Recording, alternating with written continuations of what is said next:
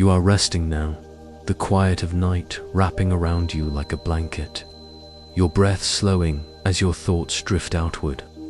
The ceiling above you dissolves into sky, and the sky dissolves into space. Stars emerge like soft lanterns, scattered across infinity, glowing with their own stories. Among them, drifting quietly, lie the ancient wanderers of our solar system, the asteroids. They are small compared to planets, silent compared to stars, but their whispers carry the secrets of creation.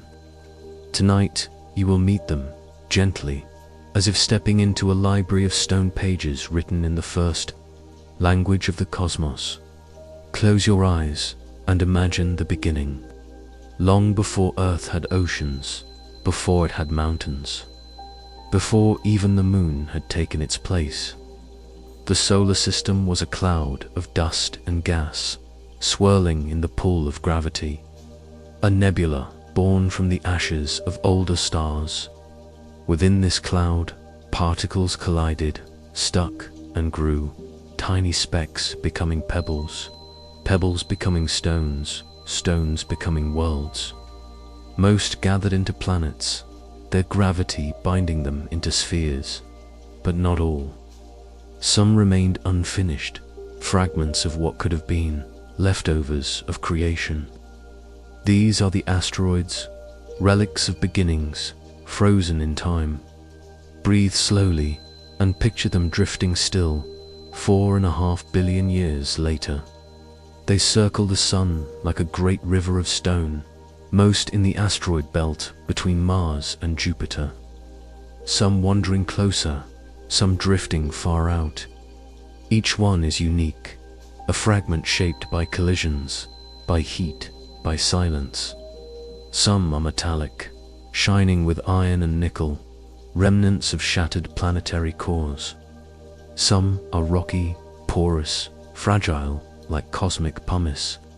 Some are rich in carbon, dark as soot, holding within them water and organic molecules, the seeds of life itself. They are not lifeless stones. They are time capsules, carrying the chemistry of origins. Imagine holding one in your hand. Perhaps it is small, no larger than a pebble, yet older than mountains, older than oceans, older even than Earth's continents. Its surface is pitted, scarred from countless impacts. It carries the marks of its long journey, scars that are not wounds, but memories. In that fragment, you hold the story of the early solar system, of how matter gathered, how gravity sculpted, how time endured. The asteroid is a whisper from the dawn of everything you know. As you drift deeper into this thought, you begin to see asteroids not as threats, not as objects of fear, but as companions. They orbit the same sun, bound by the same gravity, following their ancient paths with patience. They are wanderers, yes, but not aimless. Their orbits are like melodies, repeated endlessly, slow and faithful, circling for eons. You, on Earth, are part of this dance too. Each night, when you look up, the asteroids are there, invisible to your eyes, but present in their silence. Pause here and breathe. Let the vastness of this realization calm you. You are part of a system billions of years old, where nothing is wasted, where even fragments drifting in space have purpose.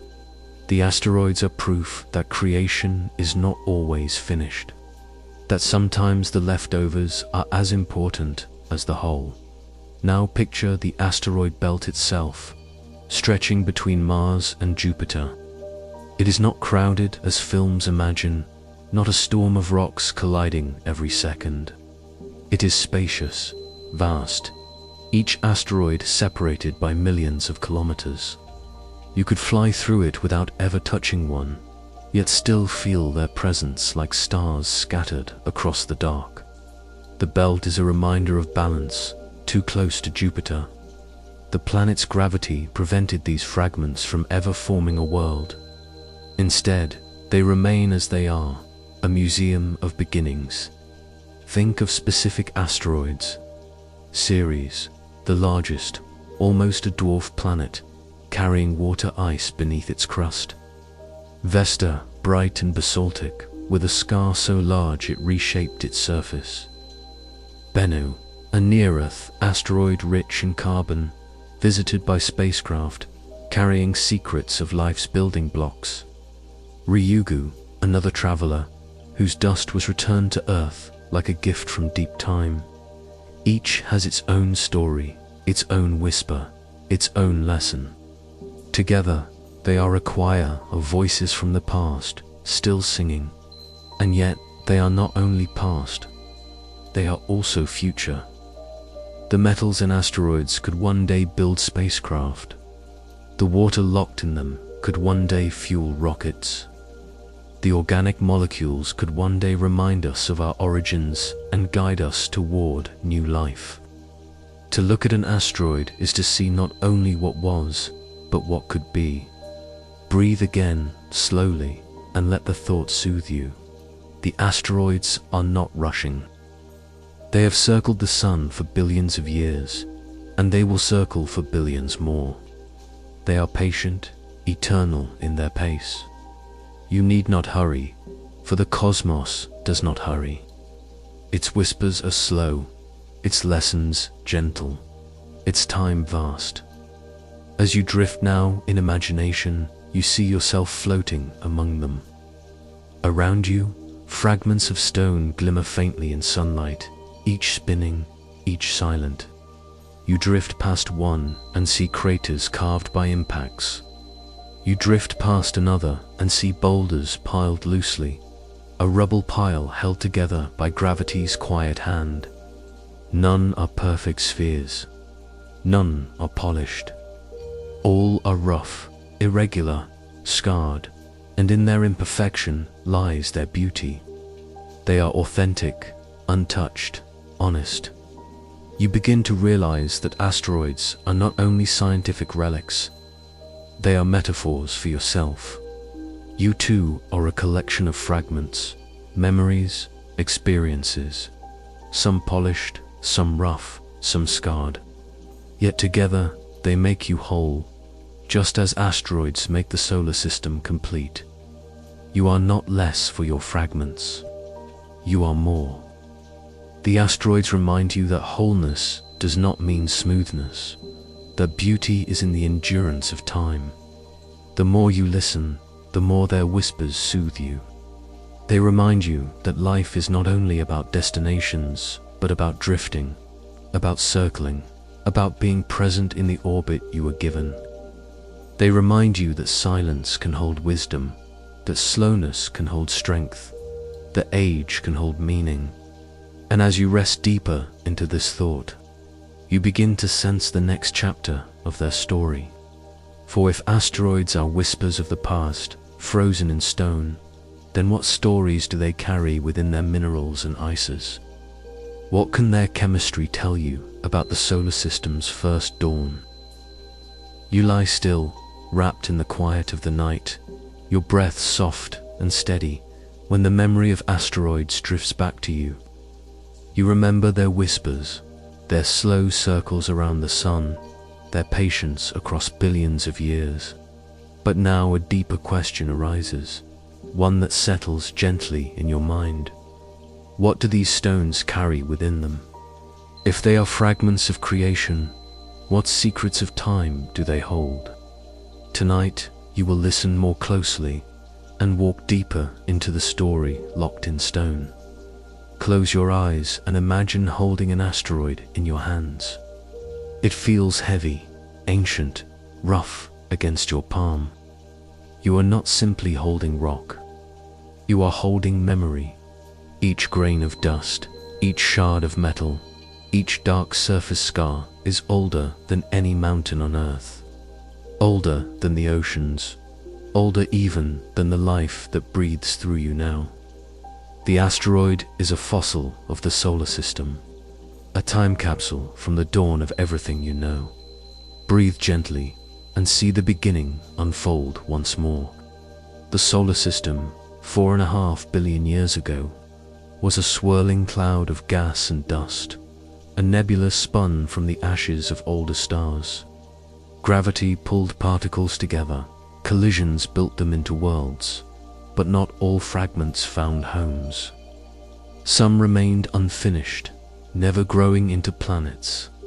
These became asteroids, frozen in the state they held when the solar system was still a child. While Earth changed, mountains rising, oceans falling, continents drifting, life exploding, the asteroids remained the same. They are unaltered pages of the solar system's earliest book. Think of Earth's rocks. They are rich with history, yes, but they are rewritten constantly. Volcanoes melt them, rivers wear them down, tectonic plates recycle them into new forms. Earth's surface is always erasing and rewriting itself. But asteroids have no such forces.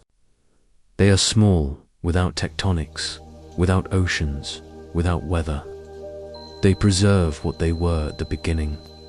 To touch one is to step back in time, to feel the universe as it was when it was just beginning to sing. Imagine now drifting through space, approaching a dark asteroid, carbon-rich and ancient. Its surface is dusty, dark as charcoal. Within its grains are organic molecules, simple yet profound. These are not life, but they are the letters of life's alphabet, amino acids, carbon chains, the building blocks that one day, on Earth, combined to form living cells. It is as if the asteroid carries a recipe, waiting patiently for billions of years, whispering to you, this is how it began. Pause here and breathe. Consider what it means that the seeds of life may have come not from Earth alone, but from space, delivered by asteroids falling through the atmosphere. Every drop of rain, every blade of grass, every breath you take could trace its origin to those cosmic seeds. You are not separate from the asteroids. You are their story, continued. Now drift to a metallic asteroid, shining faintly in sunlight. Its surface gleams with nickel and iron, metals forged in the cores of ancient worlds, shattered and scattered long ago. These asteroids are fragments of what could have been planets, their cores exposed, their insides frozen in time. To study them is to see the heart of worlds that never survived. They remind you that creation is not only about birth, but also about loss, and that even fragments can carry meaning. Then, picture a rocky asteroid, filled with minerals, fractured by impacts. Within its layers lie clues about the heat of the early solar system, the collisions that shaped it, the chemistry that endured. Scientists call these meteorites when they fall to Earth, and when studied in laboratories, they reveal secrets impossible to learn from Earth's changing rocks. Some meteorites even carry water locked inside, droplets trapped for billions of years. Imagine holding one and knowing you cradled the oldest water in the solar system, untouched since before Earth had oceans. Breathe slowly. Let this realization comfort you. You live on a planet that has changed and will continue to change. But the asteroids remain as anchors, reminders of where you came from. They are like the grandparents of the solar system, older than all else, watching silently, carrying memories so that nothing is forgotten. Imagine the spacecraft that have visited them, like pilgrims traveling across space. Hayabusa, Osiris-Rex Dawn. Each touched an asteroid gently, collecting dust, taking images, bringing samples home. In tiny grains returned to Earth, scientists found organics, water, metals. Each grain was a story, a sentence from the solar system's first chapter. These spacecraft are like librarians, bringing back books that had been closed for eons, so we could read them once more. And what do these whispers say? They tell of chaos, of collisions, of fragments flying across space. They tell of heat and cold, of chemistry forming and reforming, of molecules that one day gave rise to life.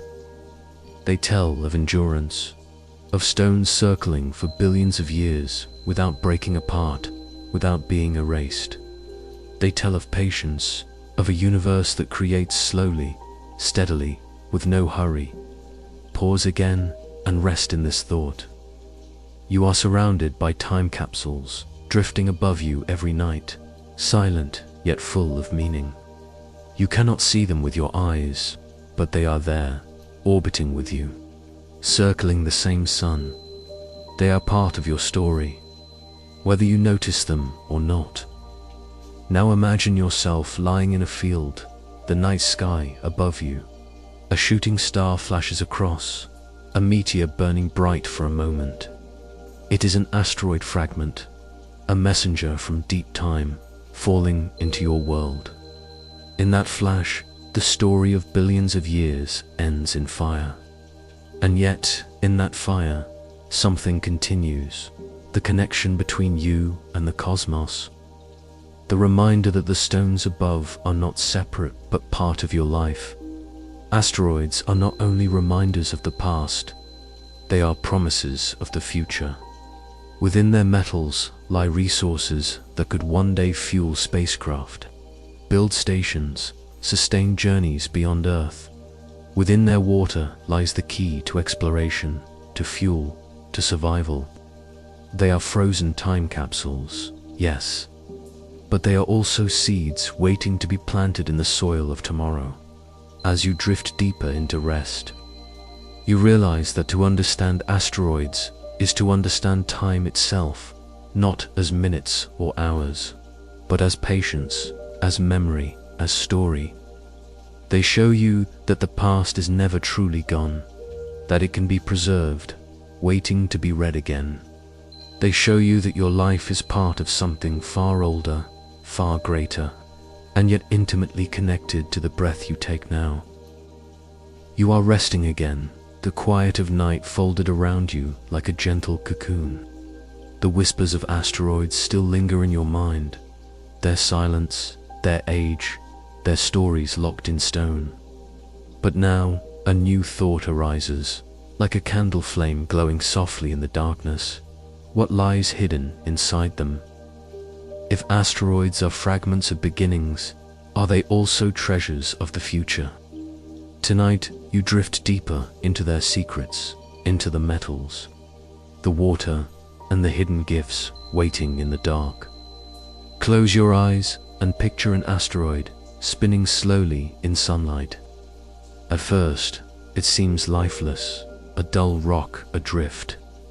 But then, as you look closer, you notice something gleaming beneath its scarred surface, a faint shimmer like the glint of metal in stone. Some asteroids are metallic, rich with iron and nickel, studded with cobalt, platinum, and even rarer elements. They are fragments of shattered worlds, their molten cores exposed to the void. To touch one is to touch the heart of a planet that never came to be. Breathe gently.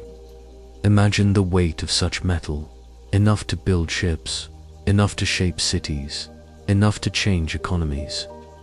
On Earth, these metals are buried deep, costly to reach, limited in supply. But in the silence of space, they drift freely, waiting untouched for billions of years. They are not just rocks. They are vaults, carrying wealth in forms you cannot yet fully imagine. Now drift to another asteroid, darker, porous, fragile.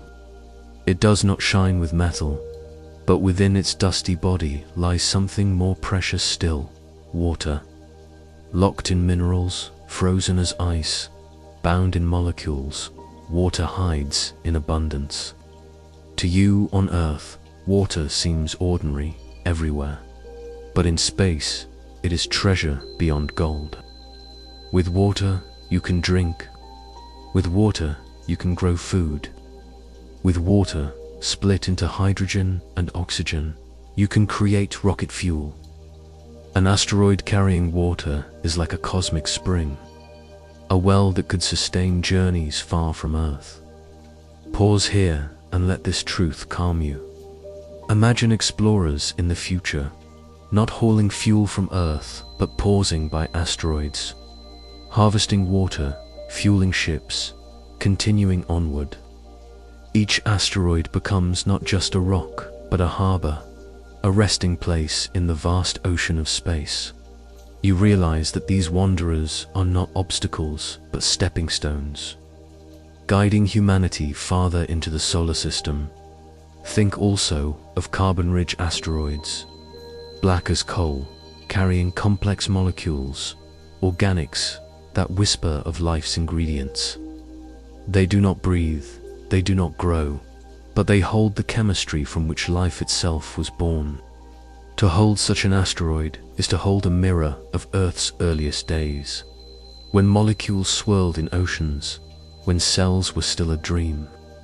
These treasures are not only material, but spiritual, reminders of your connection to the cosmos, of the shared chemistry between stars and yourself. Now imagine walking through a vault, but instead of walls and locks, there is endless space, and instead of gold bars, there are asteroids drifting. Each is a chest waiting to be opened. One carries iron, another carries water, another carries carbon. They are gifts scattered generously by the universe, not hoarded, not hidden, simply waiting for discovery. The abundance is staggering. A single metallic asteroid could carry more iron and nickel than humanity has mined in all of history. A single water-rich asteroid could sustain colonies for decades. The universe is not scarce. It is generous. Breathe slowly. Let the abundance bring you comfort. You live on a planet where resources seem limited, where scarcity often brings fear. But beyond, in the silence of space, treasures drift freely, more than enough to sustain.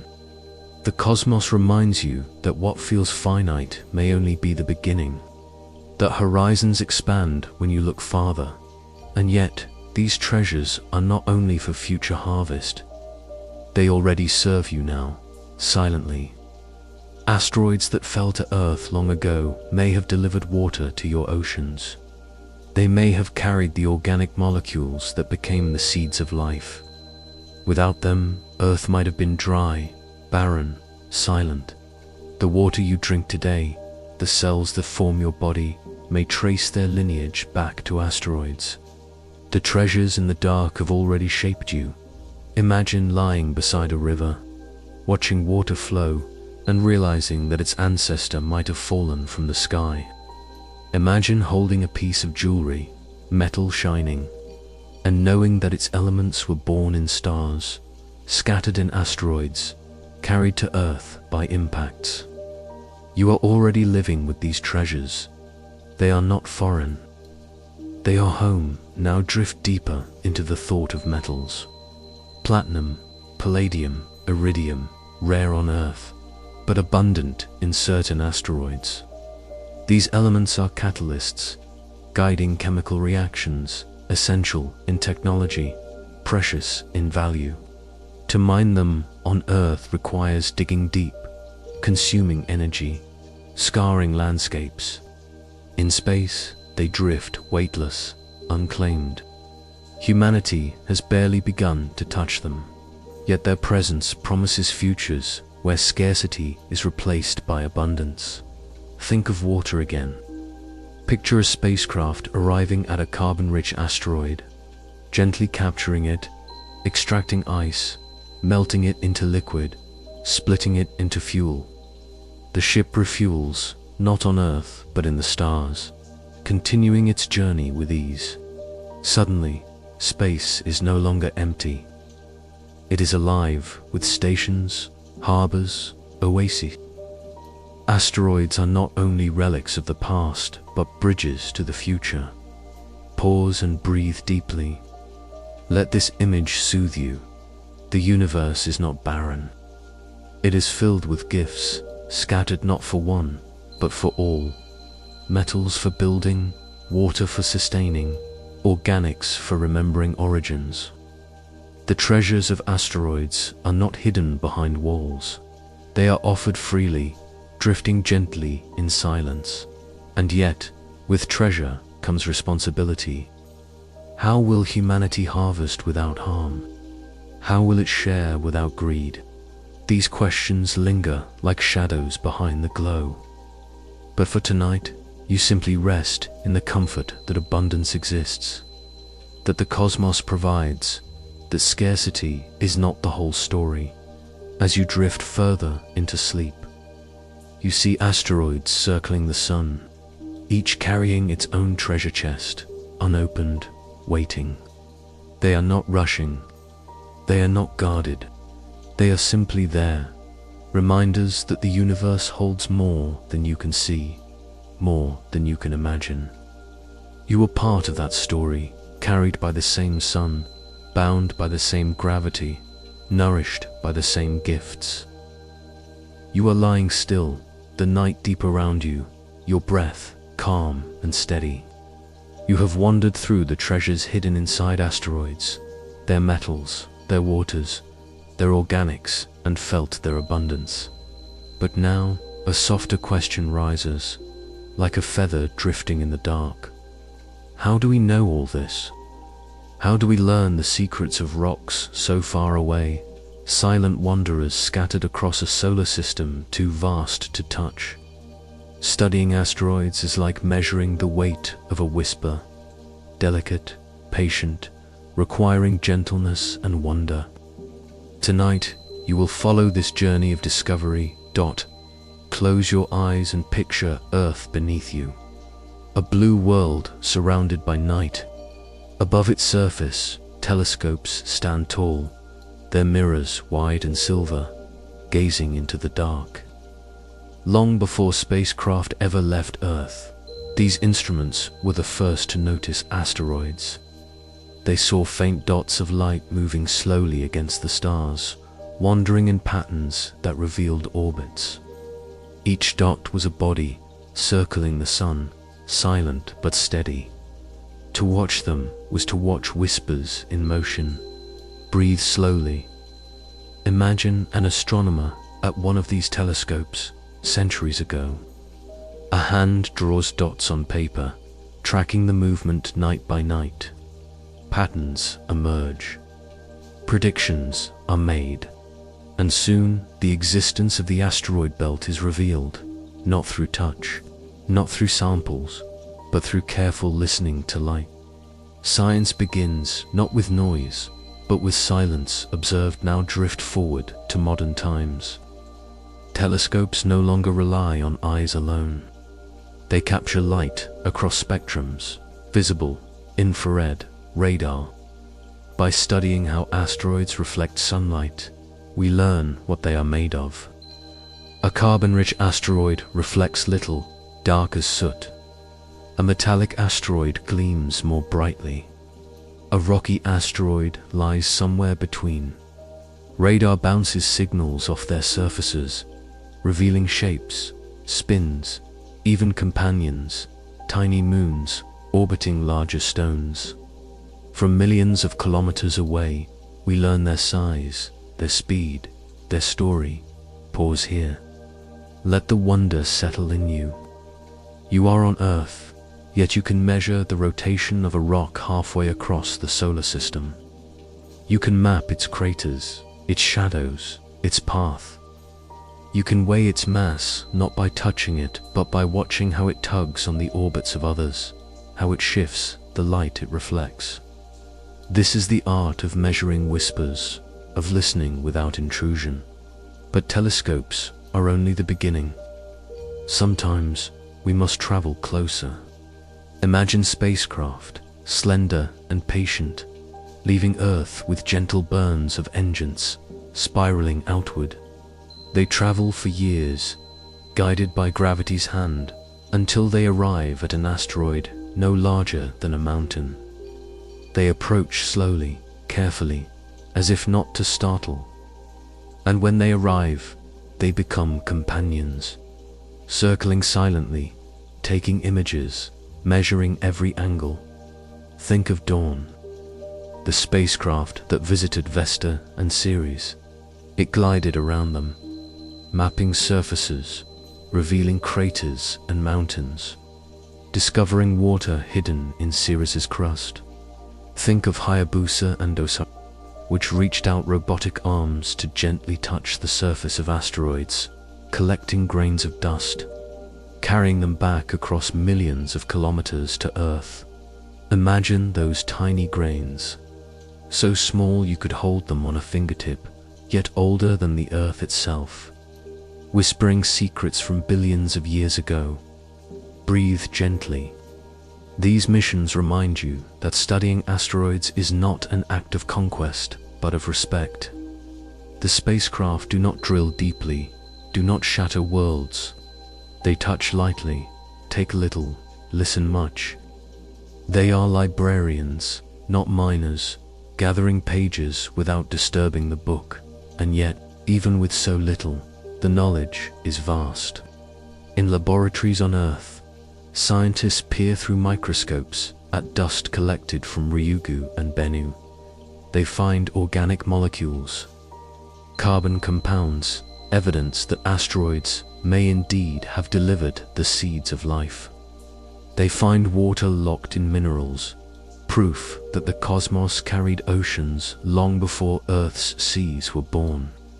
They hold in their hands not just rock, but history, frozen and faithful. Imagine yourself in such a laboratory. The grain of dust is smaller than a tear, darker than soot, yet older than mountains. Under the light, it glimmers faintly. You realize you are looking not only at stone, but at time itself. Time that never aged, never eroded, never rewrote itself. In that moment, you are touching the beginning. Now drift back outward to spacecraft still circling asteroids. They measure gravity fields, they watch shadows, they record temperatures rising and falling with sunlight. Each measurement is delicate, like counting the heartbeats of a stone. From these numbers, we learn density, composition, structure. Some asteroids are solid, dense, resistant. Others are rubble piles, loose collections of boulders barely held by gravity. To know this is to prepare for the future, to understand how we might one day harvest, or deflect, or simply coexist with them. Pause again and breathe. You realize that studying asteroids is an act of humility. We are small, they are old, and yet we listen carefully, patiently, learning without rushing. It is like listening to the sea at night, wave after wave telling its story. If only you are still enough to hear Dot, and as you drift deeper, you see the beauty of this balance. Earth changes constantly, weather erases, oceans carve, tectonics recycle, but asteroids preserve. They are archives floating in silence. To study them is to remember what Earth has forgotten. To measure their whispers is to recall the beginning of everything. Now imagine the future. New spacecraft will go, new telescopes will gaze deeper, new samples will return. We will not only study asteroids from afar, but perhaps build observatories on them, walk their surfaces, listen more closely. The whispers will grow clearer, the weight of time more precise. Humanity will not only see asteroids as objects, but as teachers. Breathe slowly. Let this image soothe you. You are part of a species learning to listen, learning to study without harm, learning to honor silence. The asteroids are patient, and so too must you be. Their secrets are not hidden. They are simply quiet, waiting for ears gentle enough to hear. You are resting now, your breath slow, your mind steady, floating in the gentle silence of night. You have wandered through the whispers of asteroids, through their frozen time, through their hidden treasures, and you have watched how scientists measured them from afar. But now, another question rises like a quiet star at the horizon.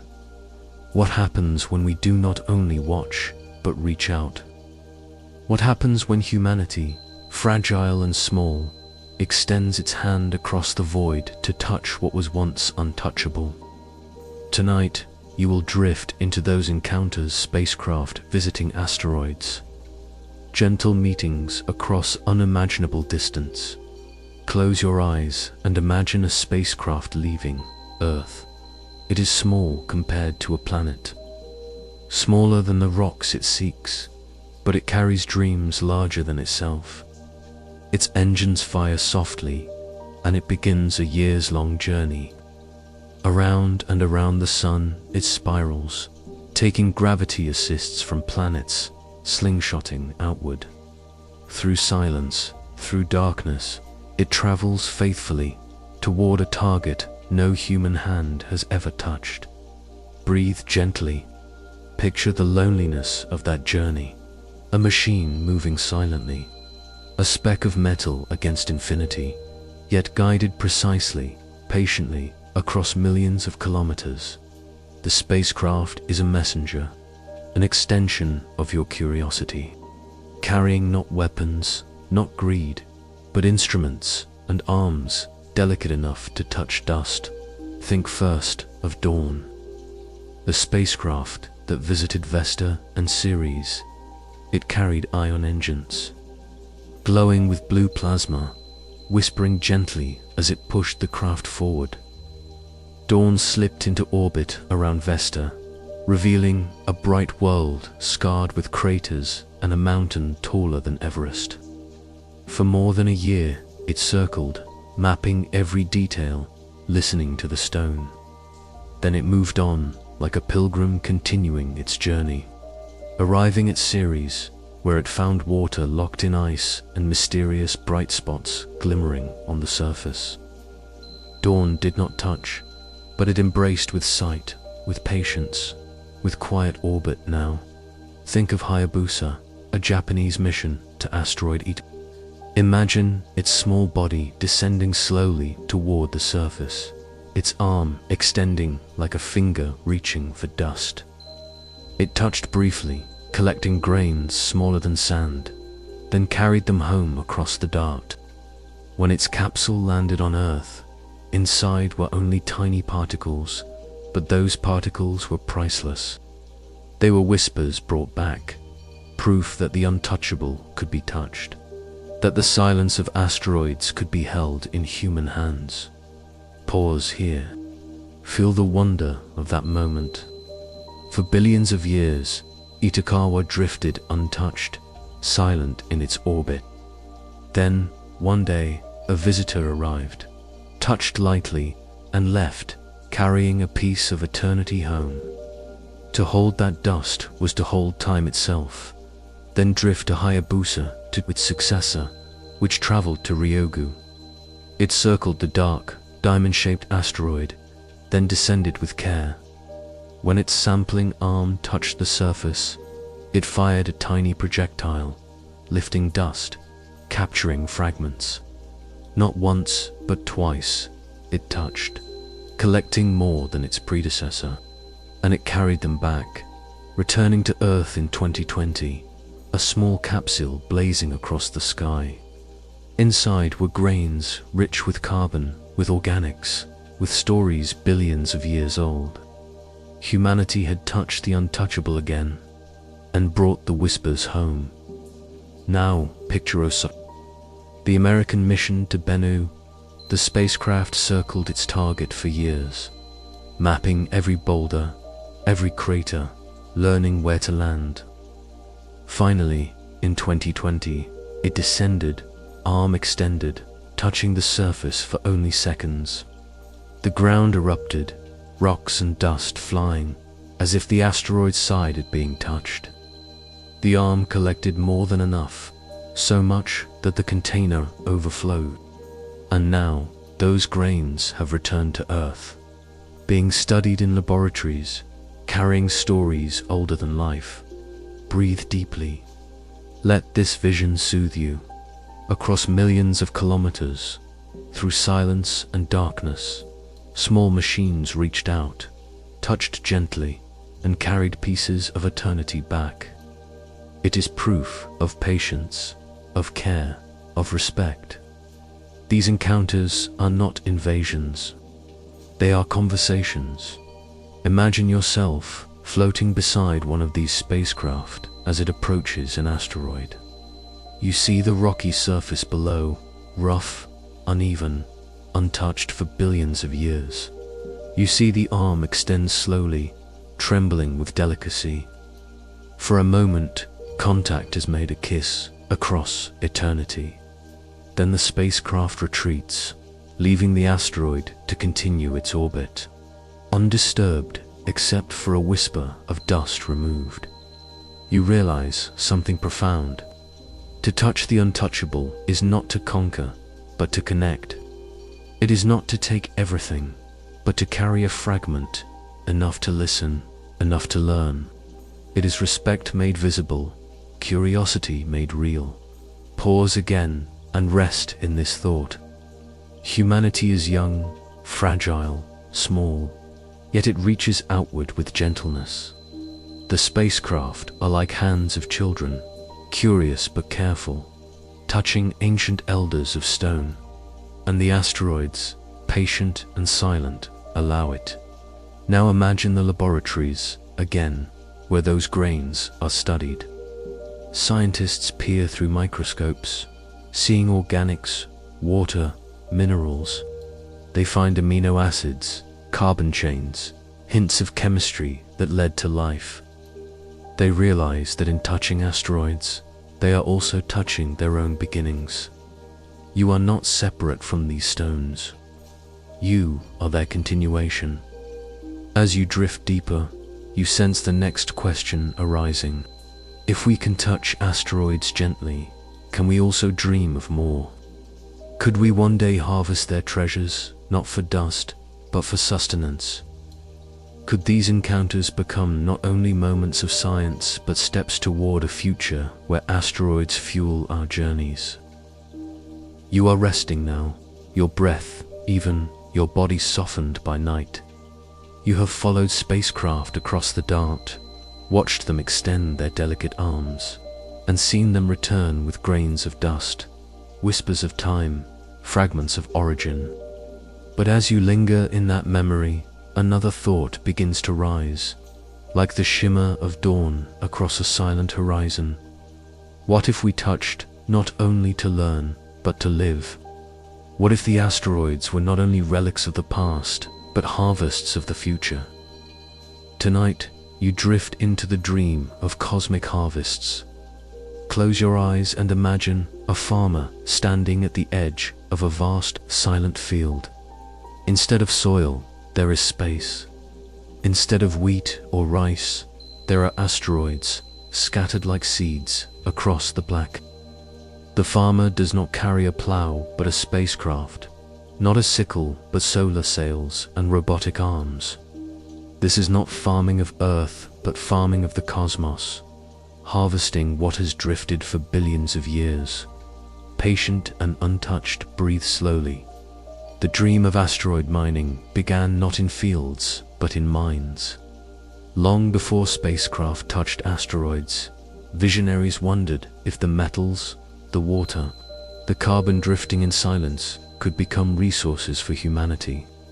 On Earth, minerals must be dug from deep beneath mountains, consuming energy, scarring landscapes. But in space, the asteroids already drift free, exposed, waiting. Could they be the mines of tomorrow? Think of what lies inside them.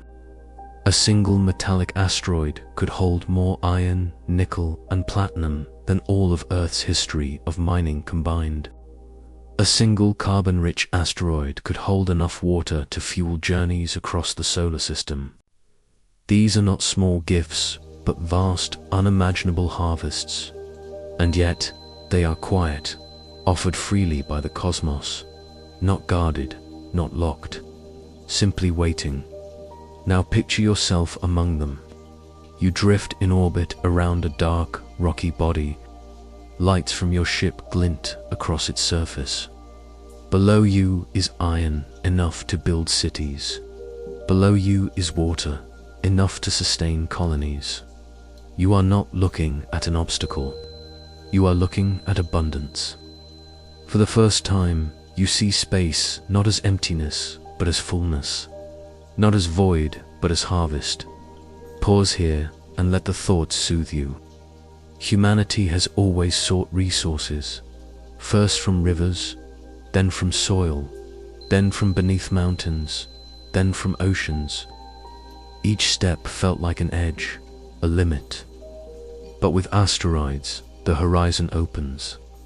The resources are not scarce, not finite in the way Earth feels. The dream of cosmic harvests is not only science. It is hope, hope that abundance lies beyond. And yet this dream is not only about metals or water. It is about freedom. Imagine rockets no longer chained to Earth, no longer forced to carry all fuel from the ground.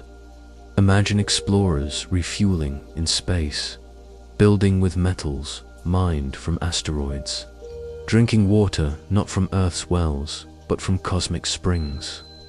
The solar system itself becomes a home, not a wilderness.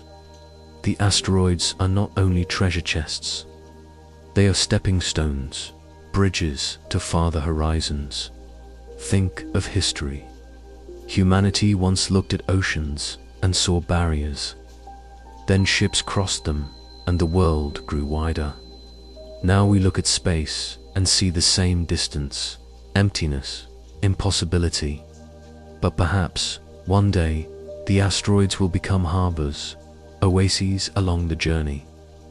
The dream of cosmic harvests is the dream of turning emptiness into abundance, distance into pathway, silence into song. Breathe deeply. There is a rhythm here, slow and patient. No rush, no urgency. The asteroids have circled for billions of years, and they will circle for billions more. Humanity may harvest, but only when ready, only when careful. The cosmos does not demand, it simply offers. Now imagine the technologies being dreamed of. Solar-powered machines that melt metals, robotic miners that scoop dust, refineries that turn water ice into fuel. They are not yet real, but they exist in minds, in sketches, in laboratories. The dream is being prepared, quietly, patiently, step by step. Just as farmers once learned to guide rivers and plant seeds, so too may we one day learn to guide machines and harvest stones. But the dream is not without questions. How do we harvest without harming? How do we share without greed? How do we honor the silence of asteroids while touching their gifts? These questions are like shadows that drift across the vision, reminding you that abundance without wisdom can still bring imbalance. And so, the dream of cosmic harvests is not only scientific, it is ethical, philosophical, poetic. Pause here and let the balance cradle you. You are part of a species that dreams. Without dreams, there are no ships, no telescopes, no spacecraft. The dream of cosmic harvests is not yet reality, but it is already shaping futures, already guiding hearts.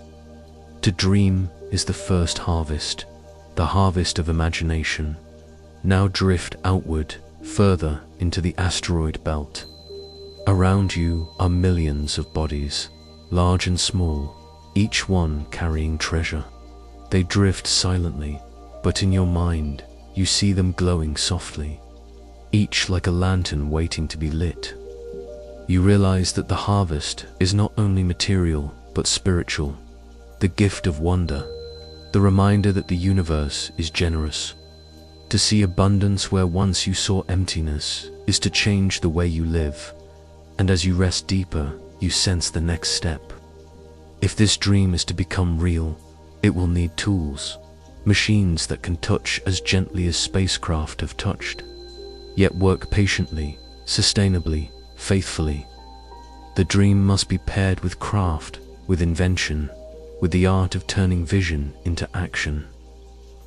You are resting now, breath slow and steady, body weightless in the calm of night. You have drifted through the dream of cosmic harvests, felt the abundance waiting in silent stones, and wondered how humanity might one day touch that promise.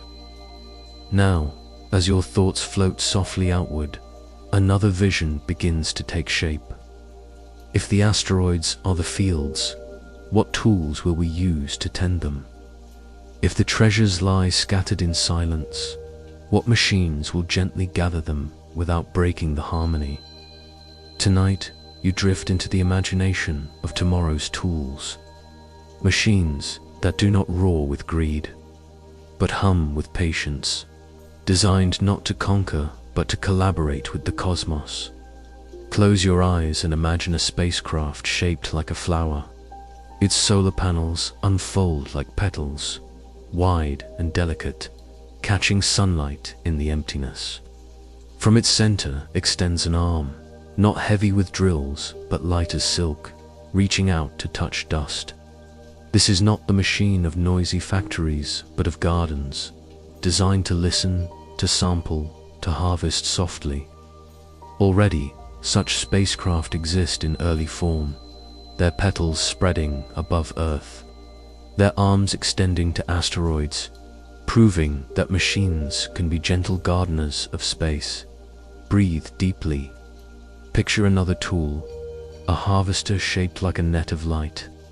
Instead of heavy claws, it spreads fibers across the surface of an asteroid, wrapping around stones, lifting gently into orbit. The net glows faintly, woven from advanced materials, strong yet weightless.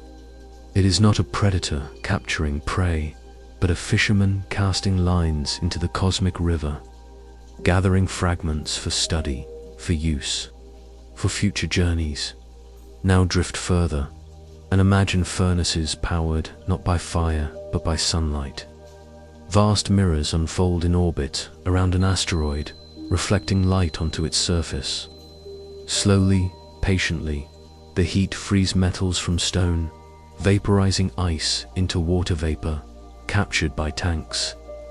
There is no smoke, no pollution, no sound, only sunlight, the oldest power of all, reshaping the asteroid with quiet care. This solar furnace is not invention alone, but possibility, imagined already in designs, waiting for technology to follow. Pause here. Let this image cradle you.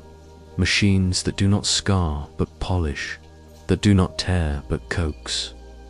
Tools that turn the generosity of the universe into sustenance without violence. The dream of space machines is not of steel teeth, but of soft hands, steady hearts, listening minds. Think also of robots working in teams. Picture small, insect-like rovers crawling across a surface, their legs gripping rocks, their sensors glowing. They share data, map terrain, collect samples, carry them to processing stations. Alone, they are fragile. Together, they are resilient. They remind you that harvesting the cosmos will not be the task of giants, but of swarms, many small workers humming in harmony. Just as microbes in your body sustained you not through size but through number, now imagine machines that do not land at all, but hover nearby, using gentle streams of gas or light to nudge asteroids into stable orbits. They are shepherds, guiding stones closer to Earth or to lunar space, where resources can be harvested more easily. They do not capture with chains, but steer with whispers, changing paths over months, over years. This patience mirrors the patience of the asteroids themselves, moving slowly, gently, faithfully. Breathe slowly. In your imagination, the tools of tomorrow are not brutal. They are meditative. They remind you that technology can be an extension of values. that the way we design machines reflects the way we see ourselves in the cosmos. If we see asteroids as prey, we will build hunters. If we see them as gardens, we will build caretakers. Now drift to processing stations floating in orbit. Imagine a hollowed asteroid itself becoming the machine. Inside, chambers fill with harvested rock. Robots separate metals from stone, ice from dust. Waste is left behind, while valuable resources are stored. The asteroid becomes both mine and factory, self-contained, powered by the sun, patient in its rhythm. There is no rush, for space is endless. There is only balance, taking what is needed, leaving the rest. Think also of the human role. Perhaps one day, explorers will live aboard stations near asteroids, not mining with pickaxes, but guiding machines, maintaining harmony. Their presence will be more like gardeners tending orchards than miners digging tunnels. They will watch stars rise and fall from alien skies, knowing that their sustenance comes not from earth below, but from stones above. Pause again. Let yourself feel the weight of this vision. The tools of tomorrow are still only dreams, but they are dreams shaped by science, by design, by possibility. Each sketch, each prototype, each mission brings them closer. Already, spacecraft have touched asteroids, collected grains, returned them home. The first harvest has begun, even if it is only a whisper. The future machines will expand that whisper into song. And yet, with every tool, there comes a question.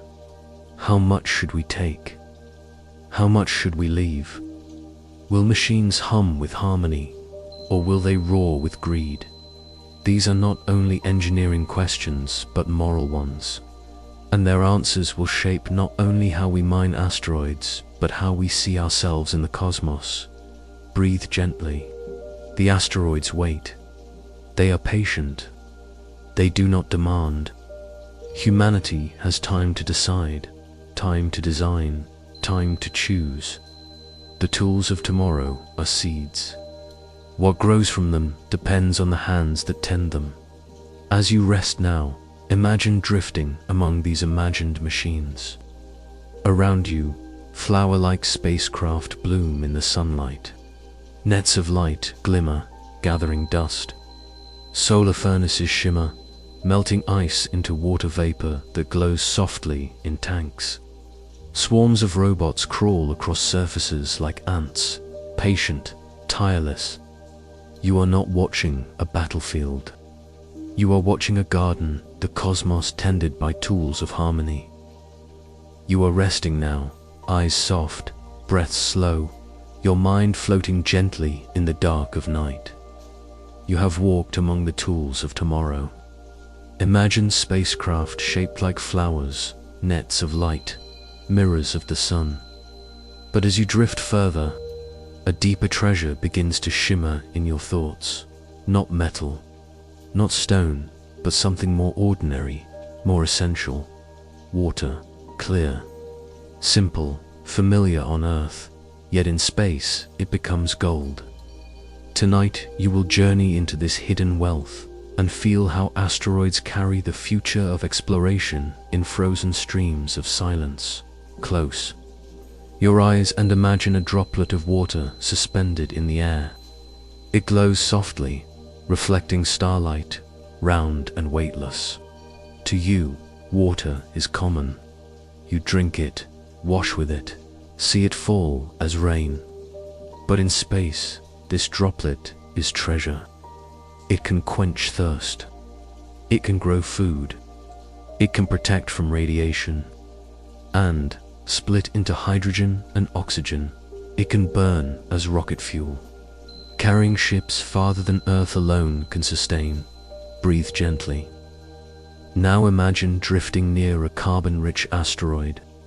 Its surface looks dark, dusty, unremarkable. But hidden inside are molecules of water, locked in minerals, trapped in ice beneath the crust. At first glance, it is only rock. But within, it is a reservoir, a well, a spring waiting in silence. To tap it is not to conquer, but to discover, to find oasis in desert, life in void. Think of Earth for a moment. Rockets launching from the surface must carry all their fuel, heavy and limiting. Each drop of water, each molecule of propellant must be lifted against gravity's pull. But if spacecraft could refuel in space, if water from asteroids could be split into fuel, then the journeys could continue without turning back. The solar system would open like a map unfolding, no longer bound to the weight of Earth. Pause here and let this possibility soothe you. Water is gold, water is freedom, water as the bridge between Earth and the stars. The asteroids are not barren obstacles. They are harbors, stations, wells. Their gift is not only in sustaining bodies, but in fueling dreams. Now drift into history. Long ago, comets and asteroids may have delivered much of Earth's water. Oceans may trace their origins to stones falling from the sky, carrying ice that melted into seas. If so, then the water in your glass, the water in your veins, the water that sustains you is already cosmic. You are already drinking starlight. You are already filled with whispers of space. Breathe slowly. Let this thought settle. The water that will one day fuel rockets may be the same water that gave rise to life, the same water that now flows in rivers and rains upon fields. To see it as gold is not greed, but gratitude, for water has always been gift, whether falling from sky or hidden in stone. Imagine the machines of tomorrow approaching an asteroid rich in ice. Solar mirrors focus light, gently warming surface layers. Vapor rises like mist, caught in shimmering tanks. The vapor condenses into liquid water, clear and shining, collected drop by drop. Each drop becomes part of a reservoir, a store of future journeys. You see astronauts filling tanks, splitting water into hydrogen and oxygen, fueling engines. The ship ignites, not with flames of earthly oil, but with cosmic water, transformed into fire among stars. Pause again. Let yourself feel the poetry. Fire born from water, rockets flying not by burdening Earth, but by drawing gently from the abundance of space. Asteroids become not just wanderers, but wells, their silence quenching both thirst and ambition. Now imagine colonies in deep space, on the Moon, on Mars, on stations between. Their survival depends not only on technology, but on water, to drink, to grow, to shield. Without it, there is no life. With it, there is abundance. Asteroids could provide this, scattering oases across the solar system. Humanity becomes not a visitor, but a resident, sustained by gifts from silent stones. Think also of protection. Water shields against radiation, absorbing cosmic rays. Walls of ice around habitats could keep travelers safe, turning asteroids into shelters as well as wells. To live in space may mean to live inside the treasures of asteroids, wrapped in their water, protected by their patience. Breathe gently. Water as gold, not for its rarity, but for its necessity. Not for wealth, but for survival. Not for greed, but for freedom. And yet, even as you rest in this vision, questions drift near. How will we gather without waste? How will we share without hoarding? Will the wells of space become shared fountains or private vaults? These are not only engineering challenges, but human ones. They ask of us not only skill, but wisdom. The dream of water as gold must be paired with humility, lest abundance become conflict. Pause once more. Let the thought cradle you. The asteroids are patient. They will not run dry overnight. They have circled for billions of years, carrying their water silently. They can wait until humanity is ready, until technology is kind, until wisdom is present. The water is not rushing. The water is waiting. As you drift now into deeper rest, imagine the solar system not as empty void, but as a landscape of wells.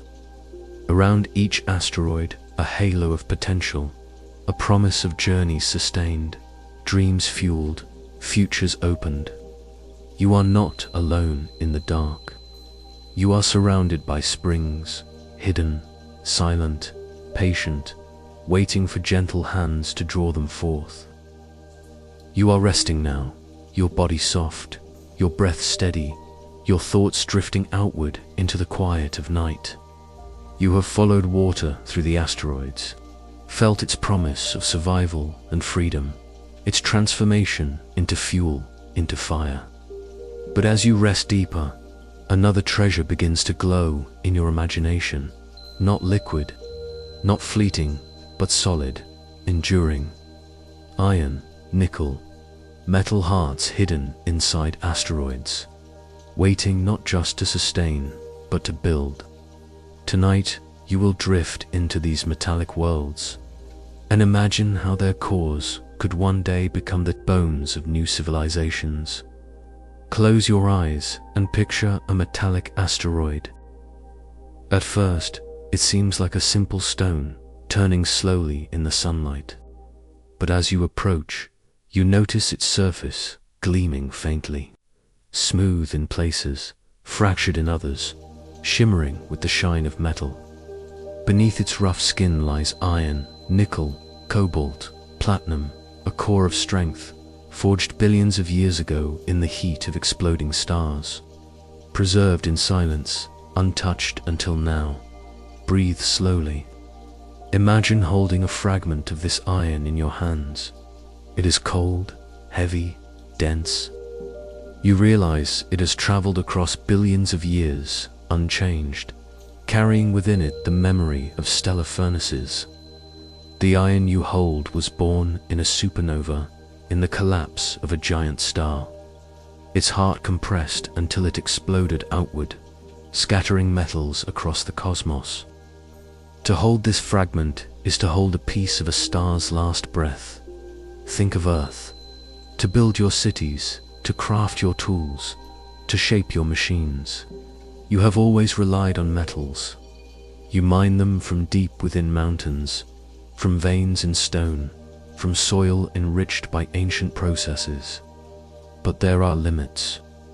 Metals are finite here, costly to extract, demanding of energy. In space, however, the asteroids drift freely, their metallic cores exposed. They are not locked beneath oceans or mountains. They wait, weightless, abundant, generous. Pause here and let the abundance calm you. A single metallic asteroid, only a kilometer wide, could contain more iron and nickel than humanity has mined in its entire history.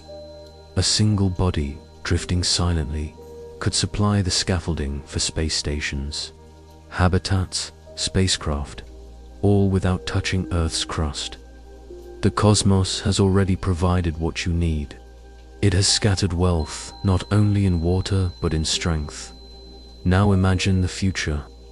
Spacecraft arrive at a metallic asteroid, not with pickaxes, but with machines designed to melt, to mold, to reshape. Solar furnaces focus light, heating fragments until they glow. 3D printers in orbit use molten metal to build beams, plates, structures. Out of the asteroid's body rise the first frames of stations, the skeletons of ships, the bones of colonies. Humanity begins to build not from Earth, but from stars. Breathe gently. Let yourself see it. Great habitats turning slowly in sunlight. their walls forged from iron that once circled silently as an asteroid. Spacecraft launched not from Earth's burdened surface, but assembled in orbit, their hulls built from cosmic nickel. Colonies protected by metal that was once drifting, waiting, patient. The metallic hearts of asteroids become the hearts of new worlds. Think also of history. Once, humanity lived only in caves, using stone. Then metals were discovered. Bronze, iron, steel, and civilizations rose. Each age was defined by the material it mastered. The Stone Age, the Bronze Age, the Iron Age. Now imagine a new age, the Cosmic Iron Age, when humanity begins to build not from Earth but from space itself. When the asteroids provide the material for an interplanetary civilization. Pause and breathe. Let this thought expand within you. The iron in your blood, the iron in your buildings, the iron in your tools, all came from stars. You are already part metal, already connected to the cosmos. To build with asteroid iron is not to begin something new, but to continue what has always been. You are starlight shaped into body, into mind, into dream. Now drift deeper. Picture the process of harvesting these metals. Machines carve fragments, heat them, mold them. Magnets pull nickel and cobalt from dust. Beams rise, frames take shape. Structures grow like trees in orbit. Slowly, patiently, new worlds emerge. They are not carved into planets, but built in space. Their walls gleaming in sunlight, their hearts metallic, their strength cosmic. Imagine living in one of these habitats. You look out from a window, seeing Earth as a blue jewel, the sun as a golden flame, the stars scattered endlessly.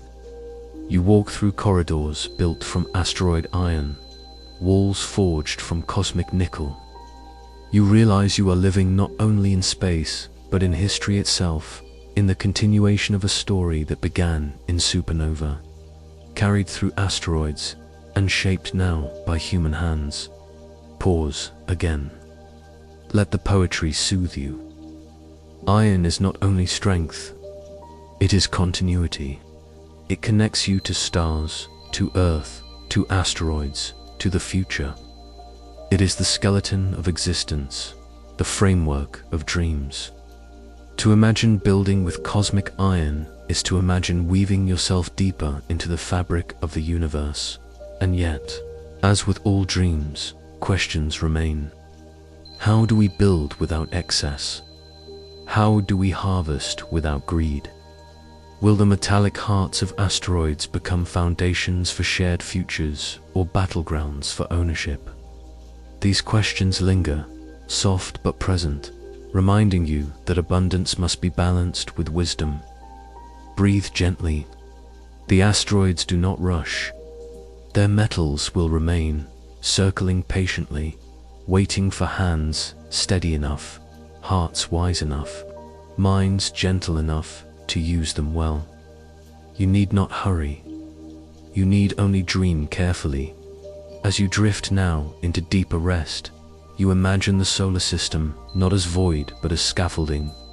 Invisible beams stretch between planets, waiting to be filled. Asteroids are the bricks, the bones, the materials of tomorrow. From their metallic hearts, futures will rise. Stations, ships, shelters, stories. Humanity will not only travel among stars, but build with them, live with them, belong to them. You are lying still now, your body loose, your breath unhurried. You have followed water through asteroids, felt the strength of iron in their metallic hearts, and seen the promise of building with starlight. But as you drift deeper, another thought begins to form, soft and heavy like mist rising from a valley. What happens when abundance itself becomes real? What happens when scarcity, The force that has shaped every economy, every trade, every war on Earth is undone by the infinity of space. Tonight, you will float through the economics of the infinite and ponder the dreams and dilemmas hidden within plenty. Close your eyes and picture a single metallic asteroid, a mountain of iron and nickel drifting quietly in sunlight. Imagine its weight in resources, enough steel to build towers higher than clouds, enough nickel to forge ships, enough platinum to transform markets. On Earth, these metals are rare, fought over, hoarded. In space, they drift unclaimed, scattered like leaves in autumn. A single asteroid could collapse the value of entire industries, not by scarcity, but by excess. Breathe slowly. You begin to see the paradox. Scarcity makes things valuable. Gold glitters because it is rare. Diamonds shine because they are difficult to find. But what if asteroids deliver more gold, more platinum, more iron than Earth has ever known? Would wealth vanish into worthlessness? Would treasure become ordinary, stripped of meaning? Abundance itself becomes dilemma. Think of history. Again and again, humanity has sought new lands, new resources, new frontiers. The age of exploration filled Europe with gold and silver, flooding markets, reshaping empires. Oil reshaped nations in the 20th century, its flow determining wars and alliances. Each time, wealth created power but also imbalance, conflict, inequality. Now imagine resources, not of one continent, not of one ocean, but of the entire solar system. What power, what imbalance, what new struggles might arise? Pause here and let the tension settle. The dream of asteroid mining is not only scientific, it is economic, political, ethical. Who owns the sky? Who decides which nation, which company, which people may harvest? Is space a commons, a gift for all humanity, or is it a frontier for competition, for profit, for division? The asteroids themselves do not care. They drift patiently, but humanity must choose how to share their gifts. Now imagine two futures. In one, a few companies, a few nations seize the resources. They bring back platinum, gold, water, iron. They sell them, control them, profit from them. Wealth grows vast, but narrow, belonging to a few. The gap between those who reach the stars and those who remain on Earth widens until it is no longer a gap, but a canyon. Abundance becomes inequality. In another future, the resources of space are shared. Water fuels missions for all nations. Metals build shared stations, habitats open to many. The asteroids are treated not as private vaults, but as common wells, where humanity draws together, sustains together, grows together. Abundance becomes harmony. Breathe deeply. The truth is not yet written. The economics of the infinite is still only dream. But within the dream lies choice, and within the choice lies meaning. Humanity must decide not only what it will harvest, but why and for whom. Think also of practical dilemmas.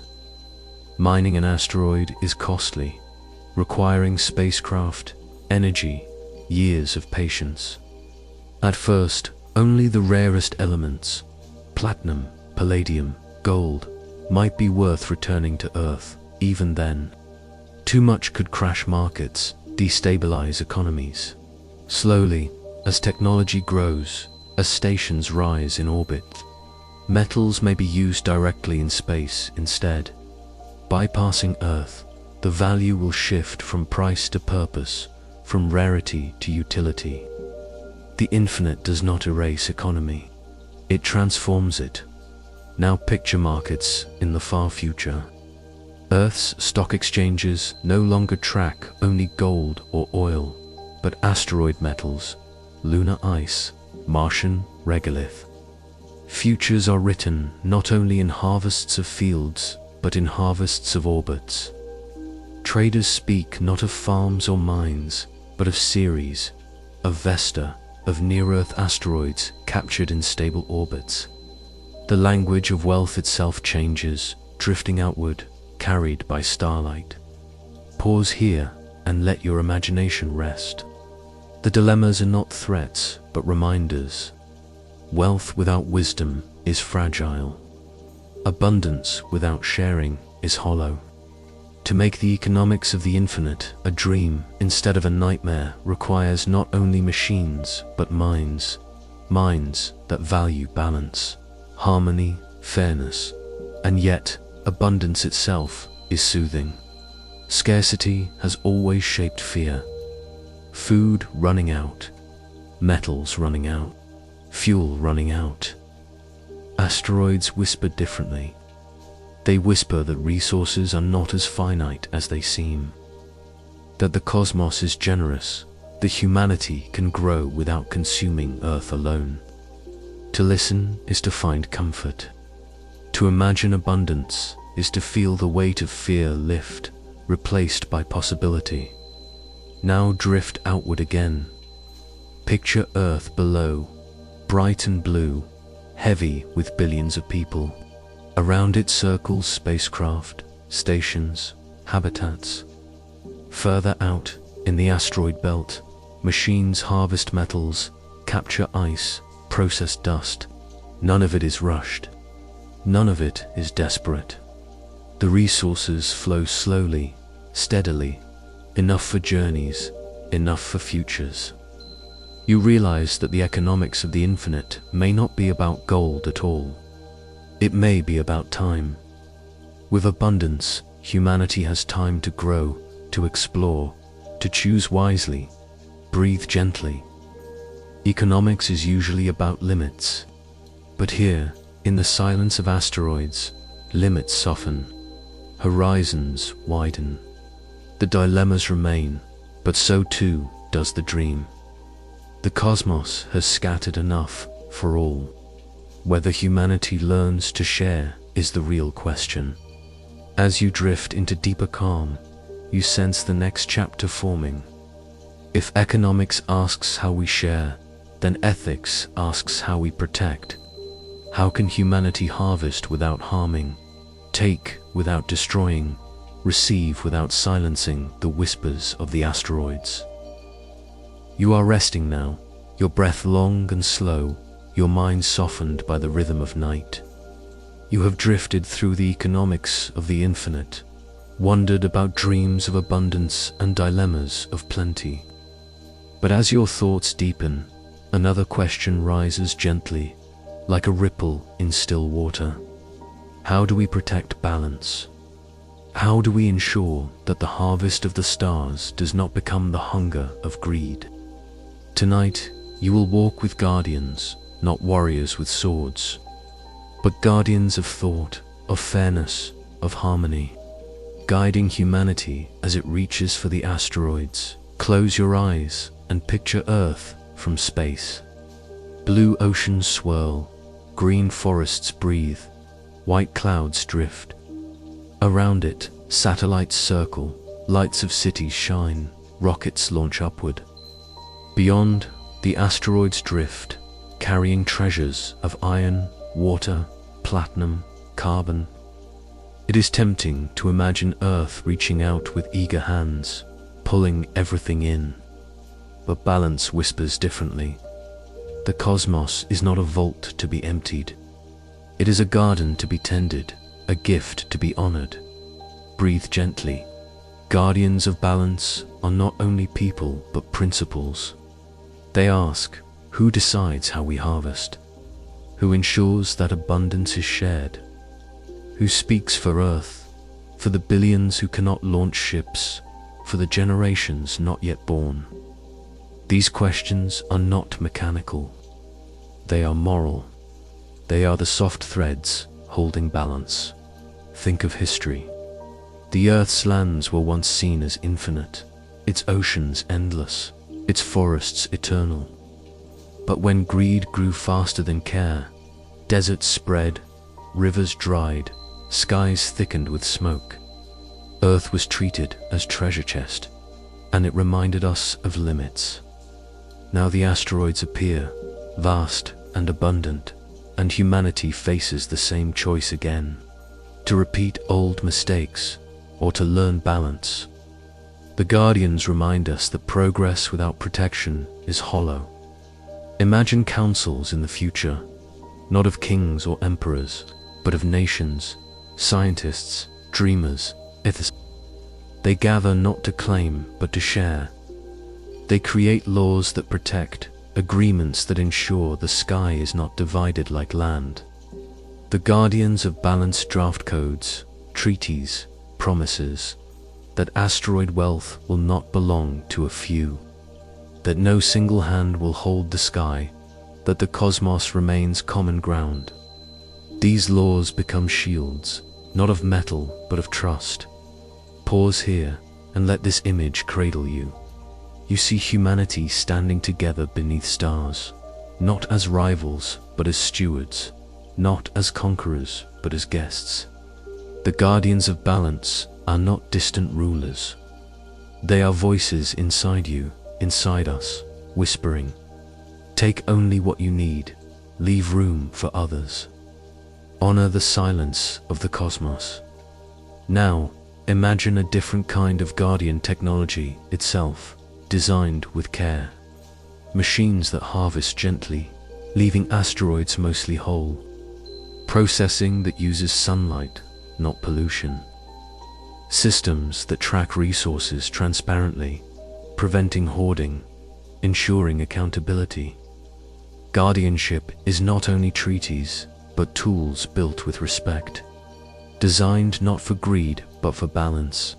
Think also of education. Guardianship begins with knowledge. Imagine children learning not only science, but ethics of space, growing with the understanding that the universe is abundant but fragile, generous but deserving of care. These children, tomorrow's explorers, will carry with them the lesson that space is not prize but partner. Breathe slowly. Guardians of Balance are not only institutions, machines, or children. They are each of us, every time we pause and ask, should we? Not just can we. Balance is kept by questions as much as by answers. Now drift outward again. Picture the asteroid belt, vast and silent. Millions of bodies circle the sun, most untouched, patient. Humanity could take endlessly, yet the belt would remain. But the Guardians remind us, the measure of progress is not how much we take, but how wisely we share. Even in infinity, balance matters. Without it, abundance becomes division, plenty becomes poison. Pause once more. The Guardians whisper softly, Earth itself must be protected too. Mining space could ease pressure on Earth's resources, reducing scars, restoring landscapes. But only if humanity chooses wisely, only if it harvests from space to heal Earth, not to exhaust both. The Guardians remind us, the true treasure is not metal or water, but balance itself. As you rest now, imagine Guardians standing not with armor, but with lanterns, guiding ships outward. They carry no weapons. Their strength is in wisdom, in restraint, in remembering the cost of forgetting balance. They stand at the edge of Earth's skies, whispering to each rocket, each machine, each explorer, honor the cosmos, honor yourself, honor balance. You are resting now, your body light, your breath slow, your thoughts floating outward into the stillness of space. You have walked with Guardians of Balance, felt their lantern glow between Earth and the asteroids, and understood the need for harmony in abundance. But as your imagination drifts farther, another vision rises, Asteroids not as treasure chests, not as threats, but as bridges. They are stepping stones scattered across the solar system, pathways laid billions of years ago, waiting quietly to carry you farther than Earth alone could ever reach. Tonight, you will walk upon these stones and feel how they may guide humanity into the deep. Close your eyes and picture the asteroid belt again. Millions of bodies orbit the sun, most small, some vast, scattered like islands across a cosmic sea. Each is distant, but none is unreachable. Together, they form a chain, not random, but connected, like stepping stones across a river. Earth is one bank, Mars another, Jupiter beyond. The asteroids are the stones between, allowing passage not in leaps but in gentle steps. Breathe slowly. Imagine a spacecraft leaving Earth. It carries only what it needs for the first journey. No burden of fuel for decades. No weight of endless supplies. Instead, it knows there are harbors ahead. It travels to a near-Earth asteroid first, pausing to refuel, to gather water, to repair. Then it journeys onward to the belt, where another body provides shelter, metals, oxygen. The spacecraft does not fight the vastness of distance. It walks upon the stones, one after another, until horizons open wide. Pause here and let this vision soothe you. The solar system, once endless and empty, becomes a landscape of bridges. No journey is too far when broken into steps. The asteroids, silent for billions of years, become waypoints, companions, resting places. Now imagine Mars. To reach it from Earth directly is costly, dangerous, demanding. But with asteroids as stepping stones, the path grows easier. Fuel from one, water from another, shelter from radiation inside a hollowed rock.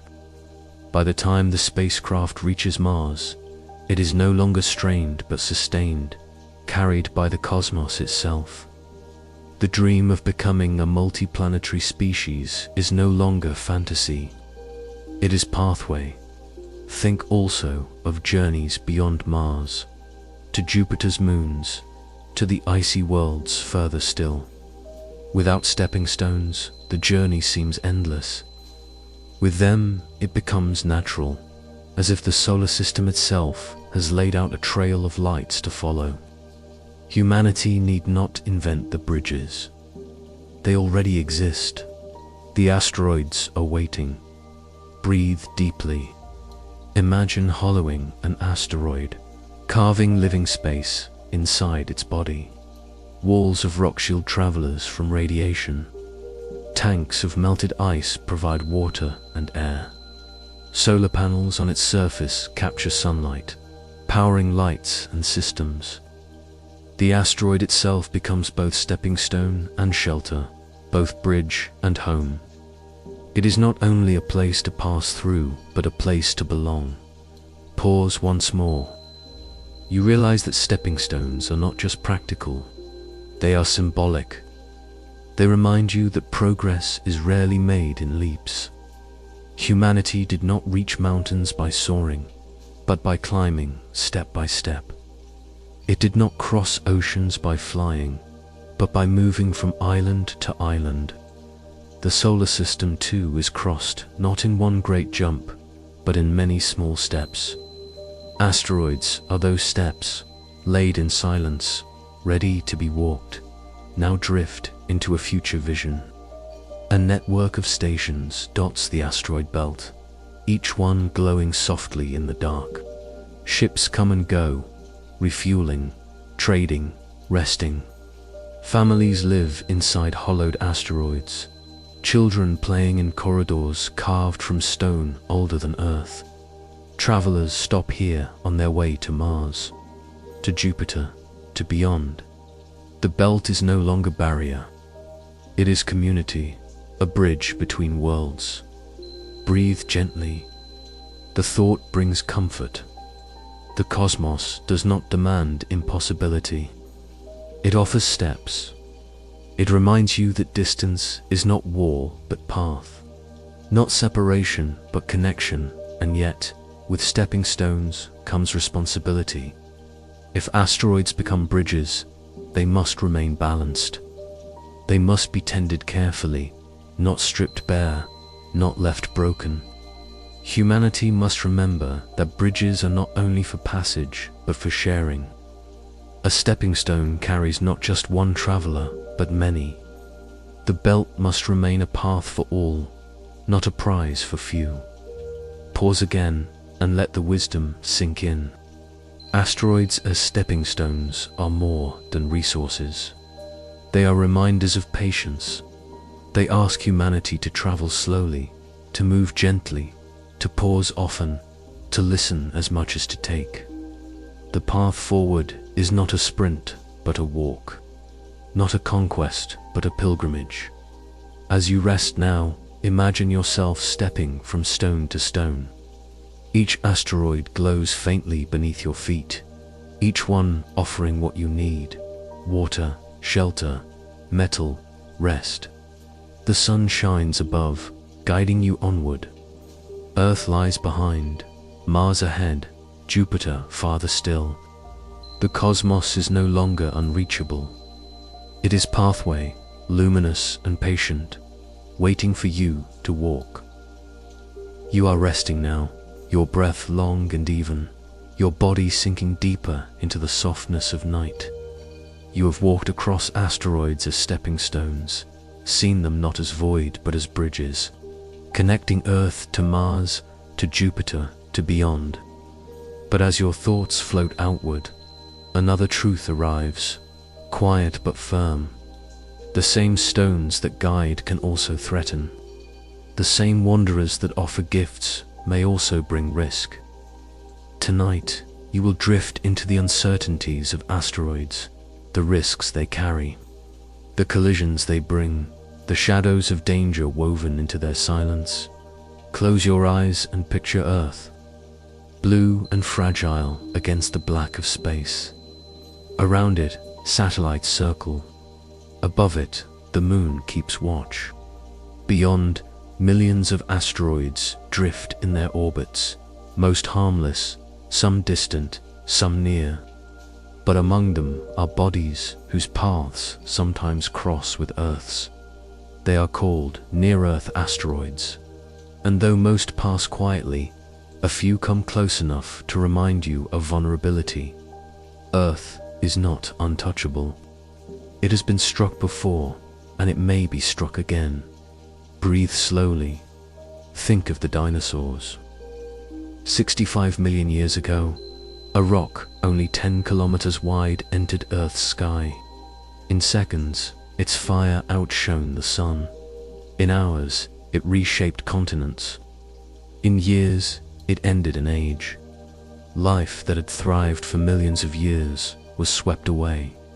And yet from that destruction came renewal, evolution, a chance for mammals, a path that eventually led to you.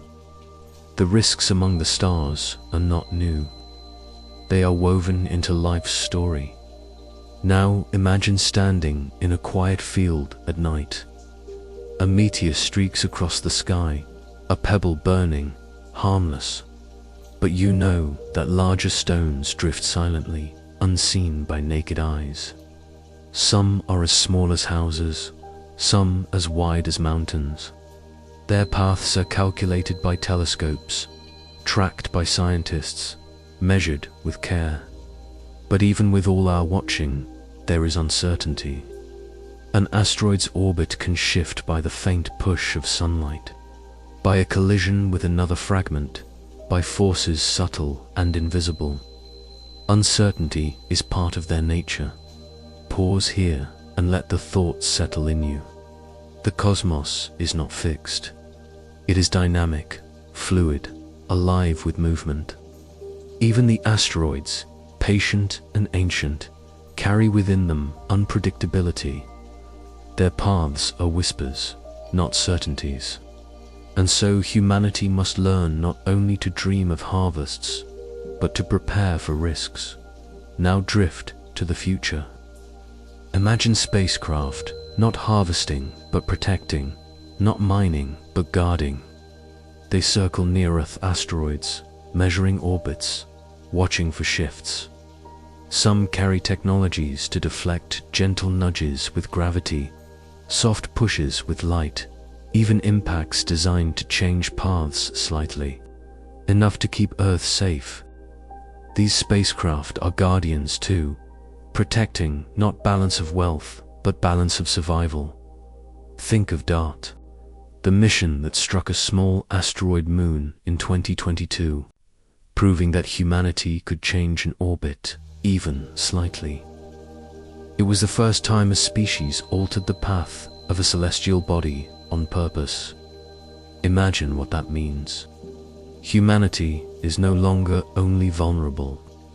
It is also capable of protecting itself, of becoming steward not only of Earth, but of its skies. Breathe deeply. Protection is not conquest. It is collaboration with nature, a way of listening to risks and responding with care. The asteroids do not mean harm. They simply follow their orbits, circling as they always have. Risk arises only when paths cross. The guardians of tomorrow will not be soldiers, but caretakers, shifting paths gently, ensuring harmony continues. Now imagine yourself in orbit, watching an asteroid approach Earth. It grows brighter, closer, a silent traveler, unaware of the harm it may bring. But before it reaches danger, a spacecraft nudges it, a whisper of force over months, years, until its path bends. The asteroid continues its orbit, Earth remains safe, and no harm is done. You realize that risk can be turned into safety, uncertainty into control, fear into stewardship. Pause once more. Risks among the stars remind you that abundance is never simple. Every gift carries responsibility. Every step carries danger. To harvest asteroids, to walk upon them, humanity must also prepare to protect, to respond, to balance dream with caution. And yet, there is beauty even in risk. Collisions, though destructive, have also created. The moon itself may have formed from a giant impact long ago. A collision that gave Earth its companion, its tides, its rhythms. Asteroid impacts have delivered water, organics, the seeds of life. Destruction and creation are intertwined, risk and gift inseparable. To fear asteroids is to forget their role as both threat and benefactor. They are reminders of fragility, but also of resilience. As you drift deeper into calm, you realize that risk is not only external, it is also internal. Greed, imbalance, haste. These two are collisions, not of stone, but of spirit. To face risks among the stars, humanity must not only track orbits, but examine its own intentions. Will the pursuit of wealth blind us to caution? Will haste to harvest lead to carelessness? The greatest uncertainties lie not only in the rocks above, but in the choices below. Breathe gently. The asteroids circle, patient, silent. They carry risks, yes, but risks that can be measured, understood, guided. The true uncertainty is whether humanity will balance wisdom with ambition, care with hunger, patience with speed. The risks among the stars are not warnings alone. They are invitations to grow wiser. As you rest now, imagine walking once more upon stepping stones. Some are stable, some fragile, some shifting beneath your feet. To move forward, you must step carefully, aware of balance, aware of uncertainty. The solar system is the same. Its stones carry both promise and peril. To travel safely is to walk with awareness, not fear. You are resting now, your breath slow, your body loosened into stillness. You have drifted through the risks among the stars, watched collisions and uncertainties, and felt both fear and awe. But as your thoughts deepen, another question begins to echo softly, like a bell struck far away. Who owns this sky? Who claims the stones that drift in silence, the metals and waters that promise futures? Tonight, you will wander through the echoes of ownership and ponder how humanity might share the infinite. Close your eyes and picture Earth from orbit. Oceans shimmer, continents glow with city lights, borders invisible from space. The sky stretches outward endlessly. No fences, no gates, no walls. The asteroids drift freely, belonging to no one, claimed by no flag. Yet in human hearts, the instinct to claim rises quickly. We have always drawn lines, on land, on sea, in air. Will we draw them in space? Breathe gently. Ownership is not simple. It is not only about property, but about belonging, responsibility, care. To ask who owns the sky is also to ask who protects it, who benefits from it, who is excluded from it. The echoes of this question are not new. They have followed humanity across oceans, across frontiers, across every horizon reached. Think of history. When new lands were discovered, nations planted flags, declared ownership, divided territory. Often, those who lived there were ignored. Wealth was extracted, conflicts erupted, inequality deepened. The age of exploration on Earth was also an age of conquest. Now, as we turn to space, the guardians of balance whisper, must we repeat this? Or can the sky be different? Pause here. Imagine a treaty written softly but firmly. Already, humanity has drafted such words. The Outer Space Treaty of 1967, declaring that space belongs to no nation, that it is the province of all humankind. Yet even in those words, ambiguities linger. Companies prepare to mine. Nations prepare to claim. The treaty says ownership is forbidden, but resources may still be used. The echoes grow louder. Who truly owns the sky? Now picture two futures again. In one, the wealth of asteroids is seized by a few corporations with rockets, nations with power. They carve invisible borders in the sky, declaring this asteroid mine, that belt theirs, these resources exclusive. The echoes of conquest return, not on seas but in stars. In another future, the asteroids remain commons. Resources are shared, distributed fairly, guided by agreements that honor not only those with rockets, but those without. The wealth of space becomes not a prize for few, but a foundation for all. The echoes of ownership fade into whispers of stewardship. Breathe slowly. Ownership is not only about law. It is about perspective. If humanity sees asteroids as commodities, they will become property. If we see them as gifts, they will remain shared. If we see them as bridges, they will belong to all who walk upon them. Imagine standing on the surface of a metallic asteroid. The sun glows far away. Earth is a blue dot. There are no borders beneath your feet, no flags, no deeds, no fences. You realize that the sky is too vast for ownership, too ancient for claims, too generous for exclusivity. To own the sky feels as strange as owning air or light or song. The asteroids remind you, you do not own them. You belong with them. Pause again. Let this truth comfort you. Ownership is a human echo, not a cosmic law. The stones have circled for billions of years, indifferent to claims. They will circle for billions more. To believe we can own them is illusion. To learn how to share them is wisdom. Now drift into a vision of councils in the future. Not nations arguing for power, but representatives of Earth gathered under stars, deciding together. They establish rights not to dominate, but to distribute. They ensure that space wealth heals Earth's wounds, lifts poverty, sustains all. The echoes of ownership fade into songs of unity. This is not fantasy, it is choice. Humanity can choose. Breathe gently. The echoes of ownership will not vanish overnight. Greed is persistent, ambition loud.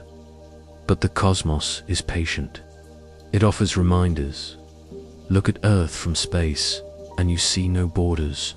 Look at the asteroids, and you see no deeds. The sky itself whispers, "Share me as you rest now." Imagine the asteroids circling, silent, waiting. They belong to no one, yet to everyone. They are not property. They are pathways. They are not prizes. They are partners. Ownership fades. Belonging remains. You are resting now, your breath slow, your body light, your mind drifting through the silence of night. You have wandered through questions of ownership, felt the echoes of law and claim, and realized that the sky cannot be owned, only shared. But as you float deeper into thought, another vision begins to rise. Not of treaties, not of markets, but of stories. For wherever humanity has traveled, it has carried myth, woven legends, told tales to make sense of wonder. Tonight, you will drift into a new mythology. One born not of forests or seas, but of the space frontier. Close your eyes and remember the old myths. Once, the sea was mystery. Sailors told of serpents beneath the waves, gods of storms, treasures in deep trenches. Once, the forests were unknown, filled with spirits and guardians, whispered warnings and promises. Once, the mountains seemed unreachable, their peaks the homes of gods. Each frontier birthed its own mythology, weaving fear with hope, danger with meaning. And now, space has become the newest frontier. The asteroids, silent and patient, will one day carry their own stories. Breathe gently. Imagine a child of the future, lying beneath a dome on an asteroid station, gazing at stars through glass. Their parent whispers stories before sleep, not of dragons, not of oceans, but of the first spacecraft that touched Ben, of the harvest of Ryugu, of the silent shepherds who nudged rocks away from Earth's path. These tales are not fantasy, but they carry the weight of myth. They give shape to awe. They turn science into story. They give humanity its reflection in the stars. Now drift into legends yet to come. Perhaps people will speak of Ceres as the water mother, the great spring of the solar system, whose ice sustained colonies. Perhaps Vesta will be called the Iron Sister, the forge of space, whose metals built ships. Perhaps near-Earth asteroids will be remembered as the Watchers, guardians that pass close, reminding Earth of fragility and resilience. Just as ancient Greeks named constellations after heroes, so too will humanity name asteroids, not only as numbers, but as characters in a new cosmic mythology. Pause here and let this thought comfort you. Myth is not falsehood. Myth is meaning. It is how we turn events into echoes, facts into songs, science into soul. Without myth, knowledge feels cold. With myth, knowledge becomes alive.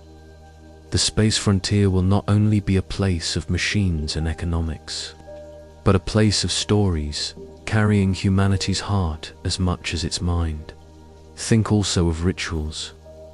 Long ago, explorers carried ceremonies with them, launching ships with prayers, lighting fires before journeys, offering songs to oceans.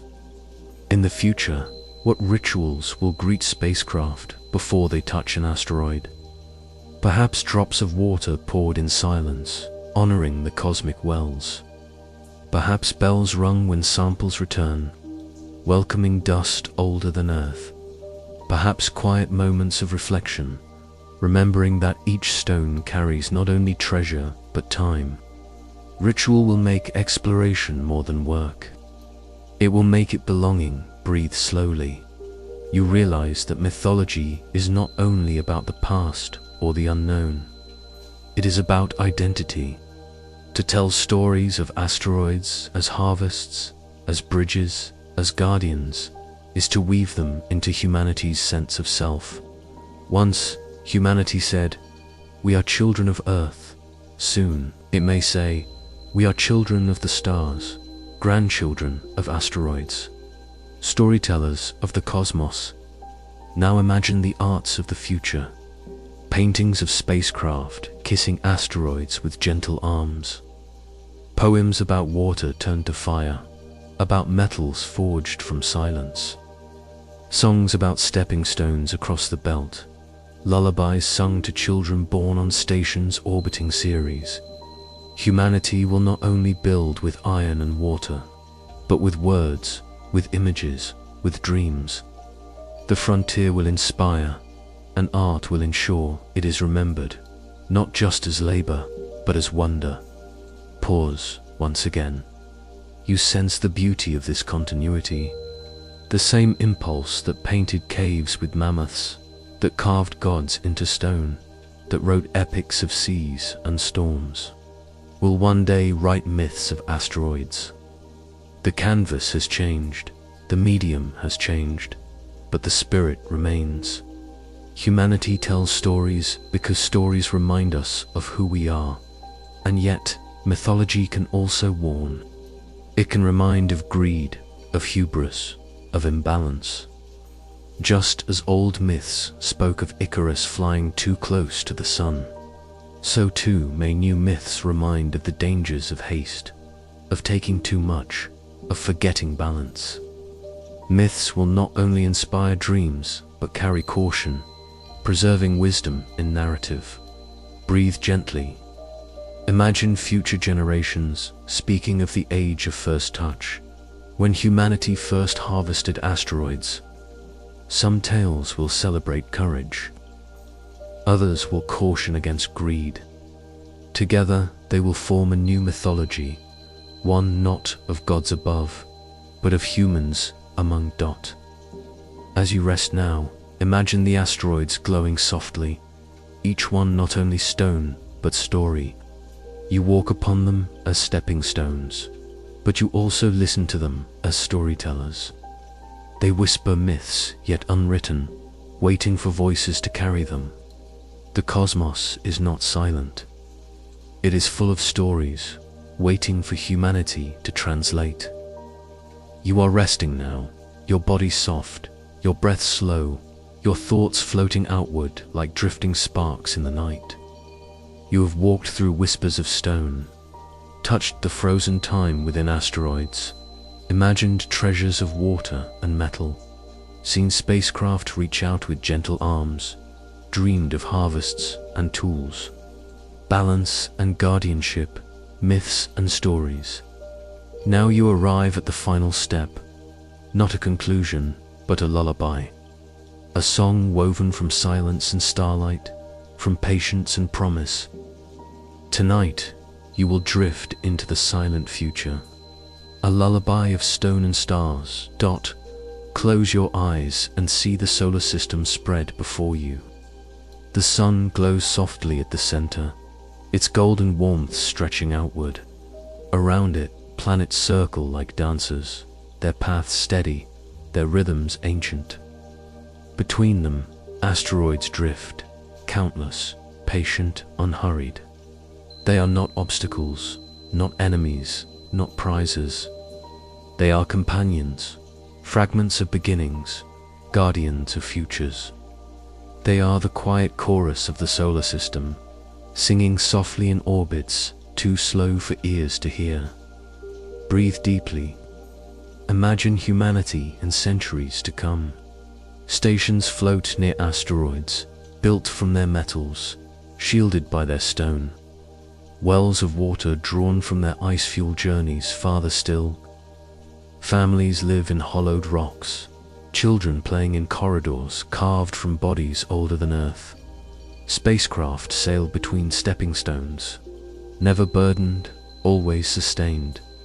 The asteroids, once feared as threats, once imagined as treasure, become homes, bridges, teachers. Pause here and let the comfort settle. The silent future is not rush or conquest. It is gentle expansion, slow and steady, guided by balance. The asteroids remind you that time is vast, that patience is stronger than haste, that the future is not a race but a lullaby. Now drift into a vision of Earth itself, freed from the pressure of constant mining. Forests regrow, oceans heal, skies clear. The scars of greed soften as humanity learns to draw from the cosmos instead of only from Earth. Asteroid mining is not escape, but balance, a way to live gently with the planet that birthed you, to honor Earth by easing its burden. The silent future is not only in space, but also in renewal of home. Think of mythology once more. Stories of asteroids become bedtime tales for children born in domes on Mars, in stations in the belt, on moons of Jupiter. They hear of Ceres, the Water Mother, Vesta, the Iron Sister, Bennu, the Messenger. They hear of the first spacecraft that touched dust older than Earth, of the guardians who nudged rocks away, of the treaties that chose sharing over conquest. These myths shape their sense of self. They do not see themselves as separate from the cosmos, but as part of it, woven into its silence. Breathe gently. The silent future is not absence. It is harmony. Silence in space is not emptiness, but fullness. The fullness of orbits, the fullness of stars, the fullness of possibility. Just as a lullaby soothes, not with noise but with rhythm, the cosmos soothes not with words but with patience. The asteroids are the notes of this lullaby, circling endlessly, singing quietly, reminding you that all is part of a greater song. Now, imagine yourself lying inside a station carved into a metallic asteroid. The walls hum faintly with recycled air. Water drips softly through pipes. Outside, the asteroid turns slowly, sunlight glinting on its surface. You feel safe, sheltered not by concrete or steel, but by a fragment of the cosmos itself. You close your eyes and listen, and in the silence, you hear a rhythm. The rhythm of orbits, of time, of balance. The lullaby of stone and stars. Pause once again. You realize the future does not need to be loud. It does not need to be filled with conquest or greed. It can be quiet, thoughtful, slow. Humanity can choose to expand gently, to honor silence, to build with patience. The asteroids remind you, endurance is not in speed, but in stillness. Survival is not in greed, but in balance. As you drift deeper, you think of endings.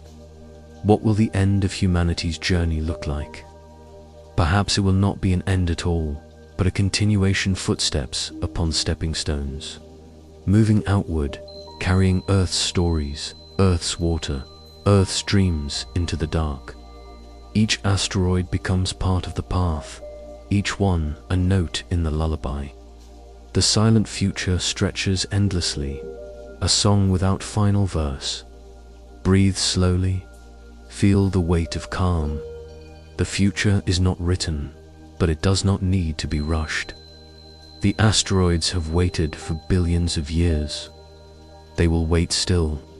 Humanity has time to learn, to dream, to choose wisely. The silent future is patient, generous, eternal. Now rest fully and let the final vision cradle you. You are floating among stars, the sun behind you, Earth glowing blue, asteroids drifting all around. Each one whispers softly, each one part of a greater harmony. You are not separate from them. You are part of their song. The lullaby of stone and stars carries you gently, slowly into sleep.